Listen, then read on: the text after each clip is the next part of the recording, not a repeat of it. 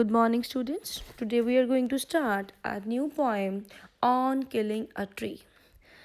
Student, this is actually a poem that really sensitized the readers just about the fact that the trees are living things.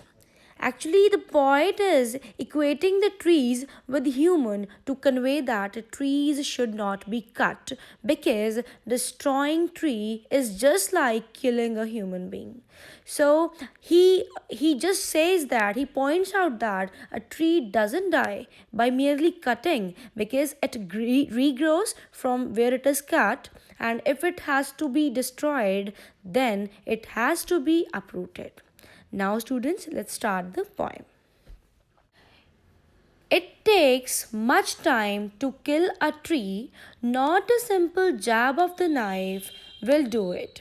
It has grown slowly, consuming the earth, rising out of it, feeding upon its crust, absorbing years of sunlight, air, water, and out of its leprous hide sprouting leaves.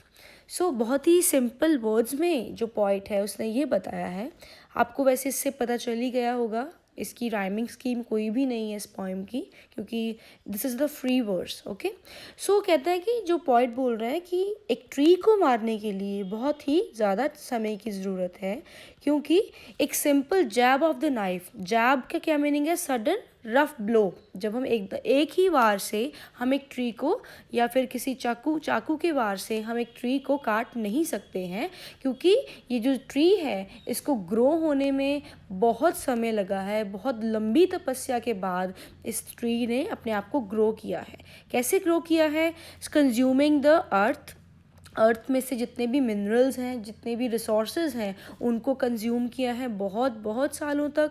Rising out of it, feeding upon its crust, इसकी crust में से भी feed किया है जो कुछ भी इसे न्यूट्रिएंट्स मिले हैं ट्रीज़ को, तो उससे ये ग्रो हुआ है. और बहुत सालों तक इस ट्री ने सनलाइट, एयर और वाटर को अब्जॉर्ब किया है. और देन अपनी इस लेप्रोस हाइड में से, लेप्रोस होता है एक्चुअली, लेप्रोस एक स्किन डिजीज़ होती है जिसमें जो स्किन है वो थोड़ी रफ टेक्सचर हो जाता है स्किन का.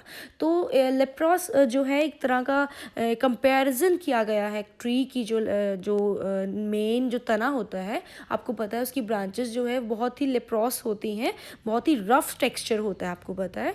तो इस वजह से बोल रहा है पॉइंट कि बहुत सालों तक कंज्यूम करने के बाद अर्थ के मिनरल्स को इसकी लेप्रोस हाइड में से इसके जो छोटे छोटे लीव्स हैं वो उगे हैं, स्प्राउट हुए हैं, उगे हैं. तो इसी वजह से बहुत साल लगे हैं इस ट्री को ग्रो होने में, और इसी वजह से ये इतना स्ट्रांगली ग्रो हुआ है.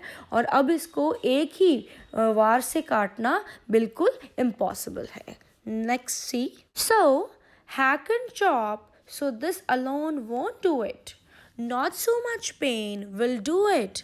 The bleeding bark will heal, and from close to the ground will rise curled green twigs, miniature buds, which, if unchecked, will expand again to former size.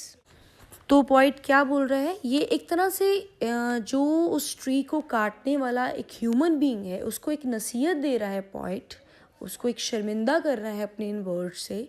क्या बोल रहा है? तो कैसे काटोगे तुम ट्री को? उसको हैक करो, बांधो, फिर उसको काटो, चॉप करो, बट इससे भी कुछ नहीं होगा. This alone won't do it. Not so much pain will do it. और ना ही अगर हम ट्री को बहुत पेन दे उससे भी ये बिल्कुल मरेगा नहीं. The bleeding bark will heal. तो जो इसकी ब्लीडिंग बार्क है, ब्लीडिंग बार्क का क्या मीनिंग है? सी हियर, जब ये ट्री को काट देते हैं हम तो इसकी जो ये तना है, सी हियर, इसमें इसको ब्लीडिंग बार्क बोला गया है. तो इसकी जो ये ब्लीडिंग बार्क है कह रहे हैं, ये मतलब क्या हो जाएगी? दोबारा से हील हो जाएगी. कैसे हील हो जाएगी? And from the close to the ground, बहुत ग्राउंड के क्लोज से ये ब्लीडिंग बार्क फिर से भर जाएगा. इसका जो ज़ख्म है इसका वो भर जाएगा.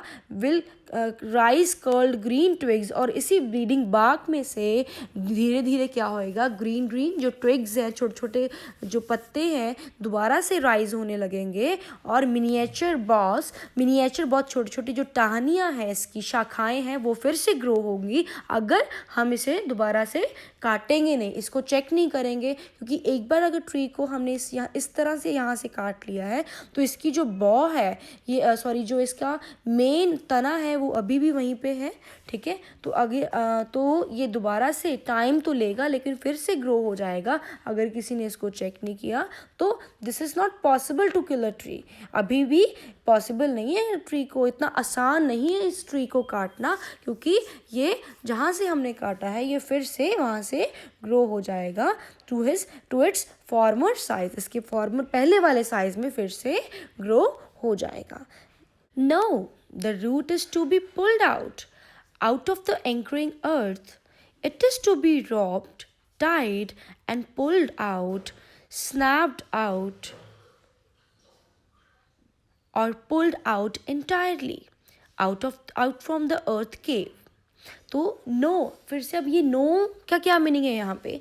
नो का मीनिंग है अभी भी नहीं मरेगा, ये जो ट्री है ये अभी भी नहीं मरेगा। कैसे मरेगा ये कहते, the root is to be pulled out, असल में इसका जो मेन जो इसकी रूट है उसको पुल करना होगा, खींचना होगा, कहाँ से? एंकरिंग अर्थ में से। एंकरिंग का क्या मीनिंग है?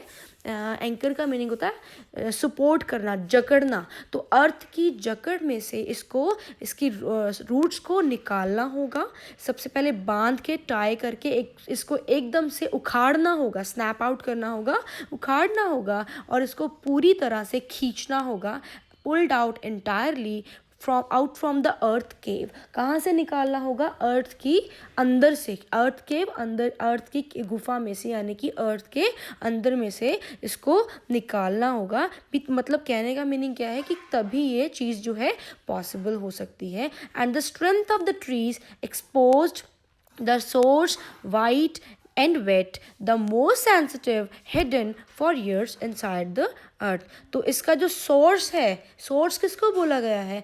Tree, the strength of the tree expose. Strength का किस में होती है? ट्री की स्ट्रेंथ होती है उसके रूट्स में। चाहे ट्री जितना भी बड़ा होता है लेकिन ट्री का जो नीचे जो है वो जो इसके जो रूट्स हैं वो बहुत ही गहरी होती हैं, ठीक है।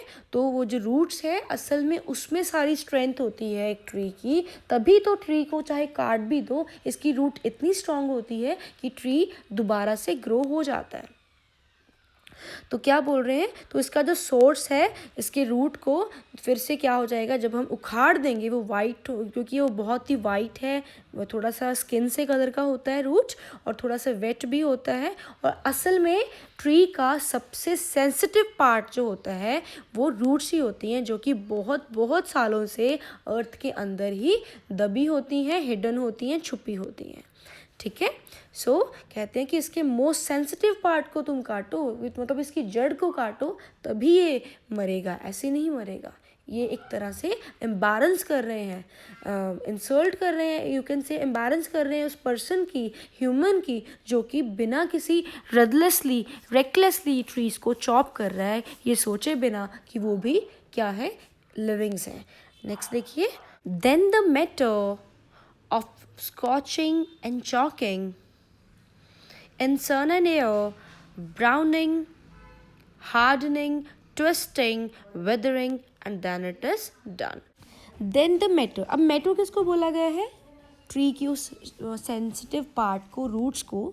जब उसको कहते हैं हम स्कॉचिंग करेंगे, चॉकिंग करेंगे। स्कॉचिंग एंड चॉकिंग का मीनिंग क्या है कि हम जब उसको ट्री को सनलाइट, एयर और वाटर में स्कॉचिंग हीट में हम छोड़ देंगे उसको ड्राई करने होने के लिए, और वो सन और एयर की कांटेक्ट में उसकी रूट्स आएंगी, क्योंकि वो बहुत सेंसिटिव होती हैं, तो फिर वो क्या हो जाएंगी, सन और एयर के कांटेक्ट में आके ब्राउन होंगी, फिर हार्ड होंगी, फिर मुड़ जाएंगी, ट्विस्ट करेंगी, मुड़ जाएंगी वो रूट्स, और फिर विदरिंग यानी कि मुरझा जाएंगी, and then it is done. और असल में लास्ट में तभी जाके, क्योंकि इसकी रूट्स ही जब एक्सपोज हो जाएंगी, इसकी रूट्स ही जब मुरझा जाएंगी, तो तब जाके उस ट्री की डेथ होगी, देन इट इज़ डन, यानी कि तब उस ट्री की डेथ होगी तब। तो हम अगर लिटरेरी डिवाइसेस की बात करें तो ये जो जो पोइम है ये, इसकी कोई राइमिंग स्कीम नहीं है, नो राइम है। आप देखिए, ट्रीज, नाइफ, ग्रोन, अर्थ, तो ये लास्ट जो बिल्कुल भी इनका कोई मैच नहीं है,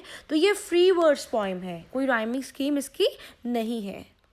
जो नेक्स्ट लिटरेरी डिवाइस है इसमें इंजैममेंट है। इंजैममेंट का क्या मीनिंग होता है बेटा, जब एक पोइम में जो एक लाइन जो है वो नेक्स्ट लाइन में जाके ख़त्म होती है। अब देखिए जैसे फर्स्ट ये सेकंड देखिए, not a simple jab of knife, अब ये नाइफ के बाद will do it next line में जाके ख़त्म हो रहा है ना।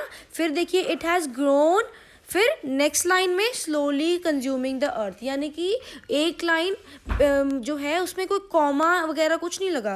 अगर तो कोई कॉमा फुल स्टॉप कुछ लगा हो फिर तो नहीं है, लेकिन बिना कोई कॉमा ना ही कुछ लगा हुआ है तो ये जो लाइन है इट हैज़ ग्रोन वो सीधी नेक्स्ट लाइन में जाके ख़त्म हो रही है। तो इस तरह की जो डिवाइस है यूज़ होती है उसमें बोलते हैं इंजैबमेंट बोलते हैं। नेक्स्ट देखिए राइजिंग आउट ऑफ इट, अब फीडिंग अपॉन इट्स क्रस्ट, अब फीडिंग के बाद फिर से कोई कॉमा नहीं है तो ये दोबारा कहाँ तक हो चल रहा है, अपॉन इट्स क्रस्ट। ऐसी अब्जॉर्बिंग ईयर्स ऑफ सनलाइट, फिर अब्जॉर्बिंग के बाद फिर से कोई कॉमा नहीं है।